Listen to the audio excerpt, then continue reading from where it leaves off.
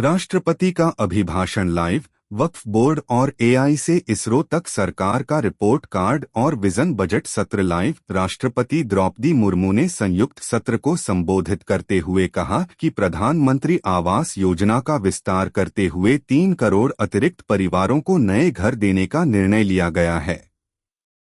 नई दिल्ली। राष्ट्रपति द्रौपदी मुर्मू बजट सत्र के शुरू होने से पहले संसद के संयुक्त सत्र को संबोधित कर रही हैं। इस मौके पर उन्होंने सरकार का रिपोर्ट कार्ड भी पेश किया है। उन्होंने संयुक्त सत्र को संबोधित करते हुए इसरो से लेकर एआई टेक्नोलॉजी तक का जिक्र किया। अपने संबोधन के दौरान राष्ट्रपति द्रौपदी मुर्मू ने कहा कि संसद के इस सत्र को संबोधित करते हुए मुझे हार्दिक प्रसन्नता हो रही है।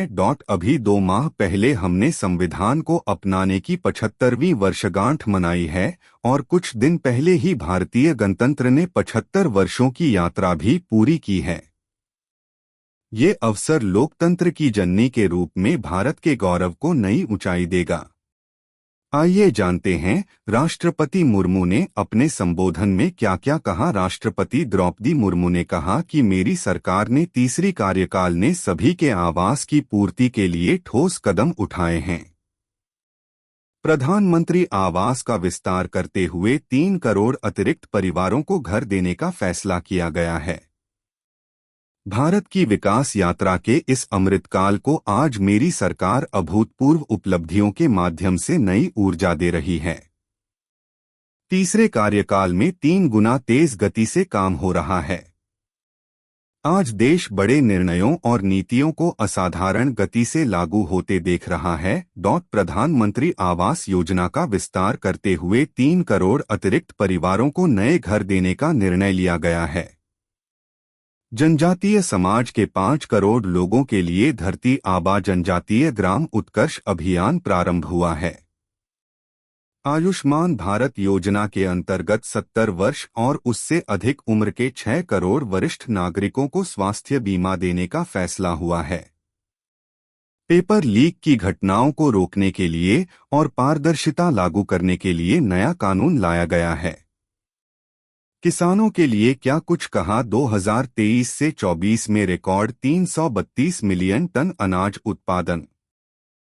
आज भारत दुनिया में सबसे बड़ा दूध, दाल, मसालों का उत्पादक है। खरीफ और रबी फसलों के लिए एमएसपी में निरंतर बढ़ोतरी। पिछले 6 महीने में अच्छी उपज देने वाली 109 प्रजातियां किसानों को सौंपी हैं। कृषि इंफ्रास्ट्रक्चर को मजबूत कर रहे हैं। कृषि इंफ्रास्ट्रक्चर फंड का विस्तार। तिलहन उत्पादन को बढ़ावा। National mission of oil seed को बढ़ावा। किसानों को सस्ती दरों पर डीएपी की स्कीम बढ़ाई गई है। 2000 करोड़ की लागत से मिशन मौसम की शुरुआत।